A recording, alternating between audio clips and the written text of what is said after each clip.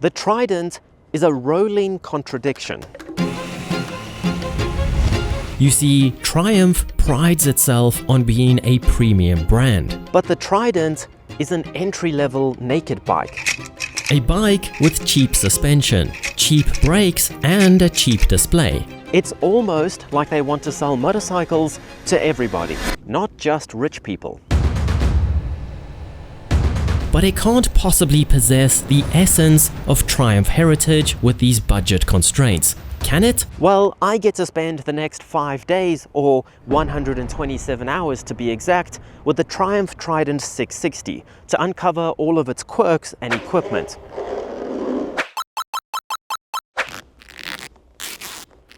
Oh, and then see how it stacks up on my scoreboard. Thank you to Kalimoto for helping me plan new twisty routes and for sponsoring this video. The Trident name dates back far further than I knew. In fact, the Trident was one of the first models used to relaunch the Triumph brand after bankruptcy back in 1991, with the Trident 750 and 900. Then, after a 23-year break, the Trident name returned in 2021 with the 660. But that was 6 years ago.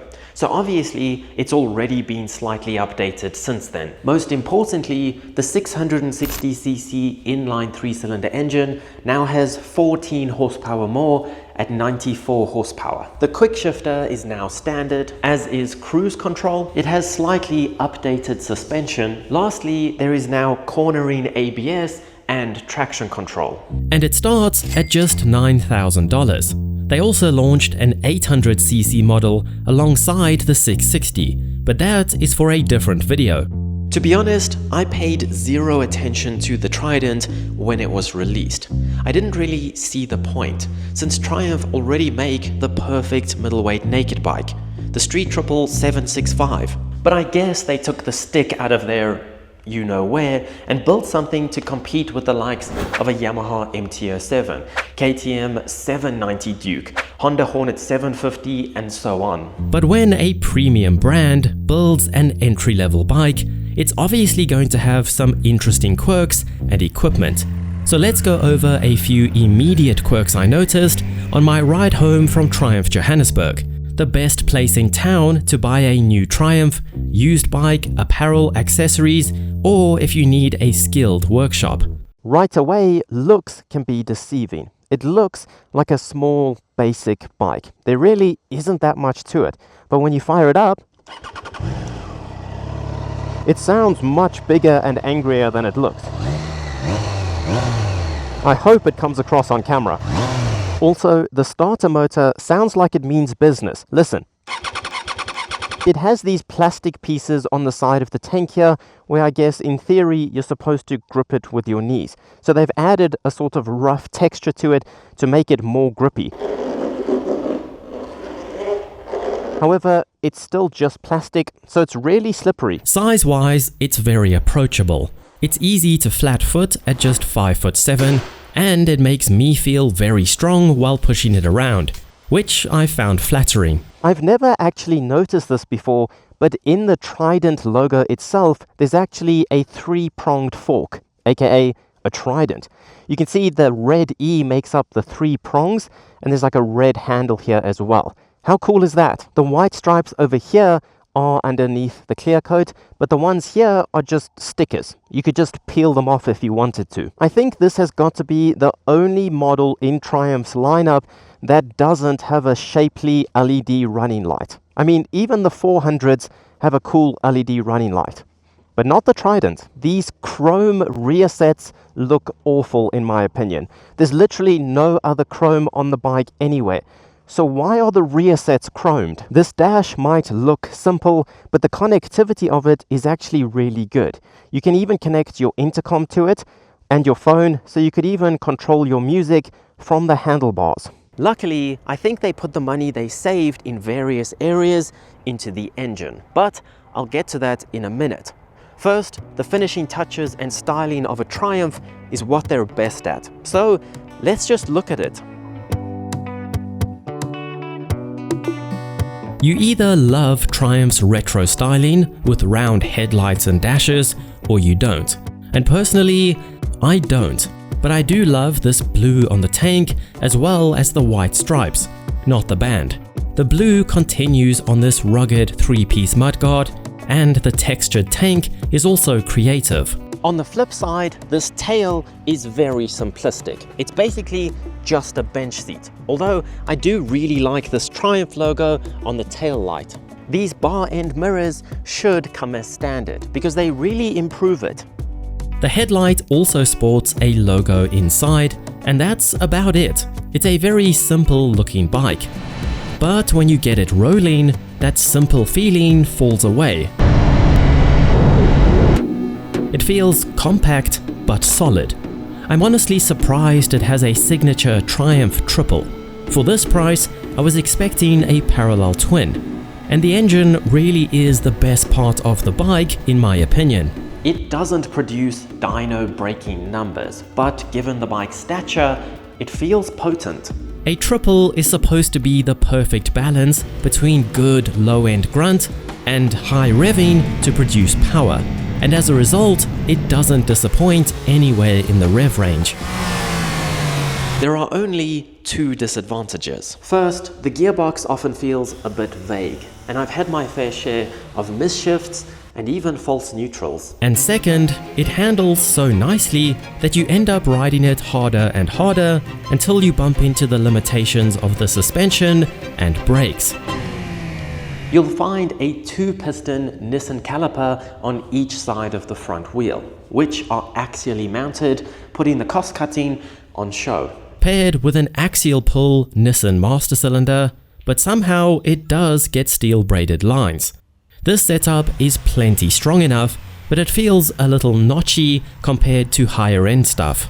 There's a Triumph branded single piston caliper in the rear, which is incredibly strong. It might have upside down 41mm forks from Showa and a monoshock in the rear. However, none of it is adjustable, only the preload on this shock. For flowing turns and around town, it's more than adequate. But the harder you brake, the more you notice the front diving. And I am probably the wrong one to ask at just 60 kilograms, but I thought the shock was well sprung. It makes for an addictive bike around town. The position is very comfortable. The seat is soft and goes unnoticed for hours, and it won't overheat in traffic. Plus, it doesn't look like it's going to be very competent from light to light, so it will sneak up on a lot of unsuspecting victims. It's just not very natural to squeeze with your knees, however. I already told you about the connectivity on this dash. The dash is made up of a little TFT and an LCD panel that looks creative and is an appropriate take on the modern retro thing. Or maybe just for budget cuts. Who knows? It's controlled with this very basic switchgear. Most of the buttons have a nice tactile feel, but this top arrow button did get stuck down at one point. But I haven't told you about the cruise control. It's literally just a button to turn it on. There's no resume button, and I couldn't even find a way to alter the speed while it's active. But it is there, and it works well without any bells or whistles. The quick shifter looks like Triumph's usual unit, but it isn't as good as normal on this gearbox, which I already told you my feelings about. There are road, sport, and rain riding modes, since riding modes are obligatory these days. It has endless data like fuel consumption, fuel range, and so on, and even offers navigation through the Triumph app. But it's rather rudimentary, so I used Kalimoto for navigation on my phone instead. Plus, before I set off, I used the Kalimoto app to plan an entertaining route, because I always end up taking the fastest route, which is usually boring straight roads. Kalimoto gives you 4 options to get from A to B.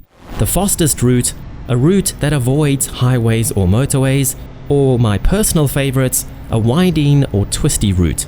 And it's fun to see what route it creates. If you're looking for new routes near you, or even internationally, you can get inspiration from rides that other Kalimoto users have done. You could also turn those rides into group rides with your friends. And then you can even see where your friends are on the map, although that feature is still in beta. And if you prefer a smart dash like my Chiggy here with Apple CarPlay instead of your phone, then you're in luck, because Calimoto works on those as well. So start planning your next adventure on either mobile or desktop today for free, or Calimoto is offering you guys a free premium subscription for 30 days with code CHAOS30, or even 10% off your first annual subscription with code CHAOS10.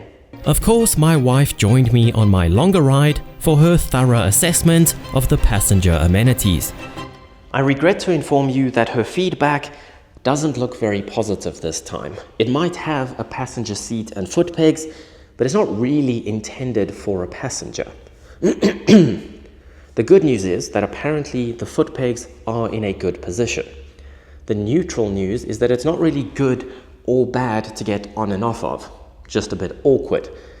The bad news is that the tank is a bad shape to lean on, and ultimately it's just a bit cramped. From my perspective as the rider, it's not built for a passenger.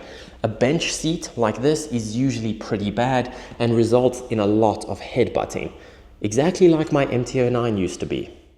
A few years ago, I would have said that Triumph make motorcycles for pompous rich people and old guys. But they've slowly been building one of the most complete ranges of motorcycles of any manufacturer, with the introduction of a 400cc competitor, dirt bike offerings, and of course the Trident 660, which on your own is an incredibly fun bike that you wouldn't believe sports a Triumph badge and a triple for the price.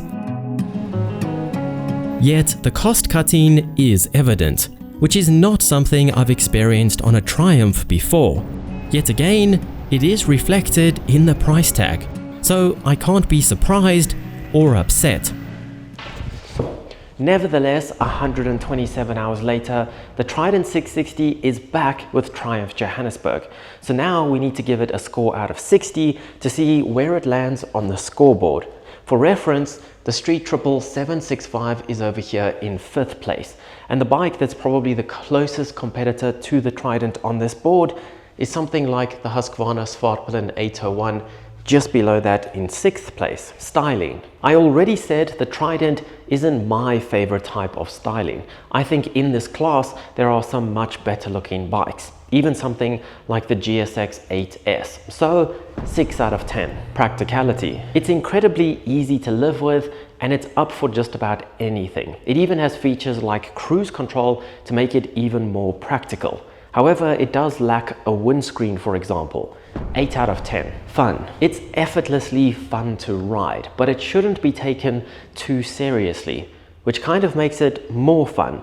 8 out of 10. Price. A KTM 790 Duke isn't that much more expensive than a Trident. Then again, the Trident is actually cheaper than a Suzuki GSX 8S, so it's kind of middle of the road, I guess. 7 out of 10. Speed. It is a lot faster than I expected, but it doesn't rip your face off by any means. 6 out of 10. Sound. I think I've ridden so many stock bikes that I'm forgetting what real bikes sound like, but this honestly sounded good. It was louder than I expected, and I do love a triple. 7 out of 10. Giving the Triumph Trident 660 42 out of 60, which ties it with a Honda Hornet SP. Although I would probably choose the Hornet over the Trident for suspension and braking reasons. But anyway, there is a whole playlist of videos just like this one if you enjoyed it. Let me know if you would add the Trident 660 to your collection. Don't forget to check out Calimoto, and I'll see you on the next ride.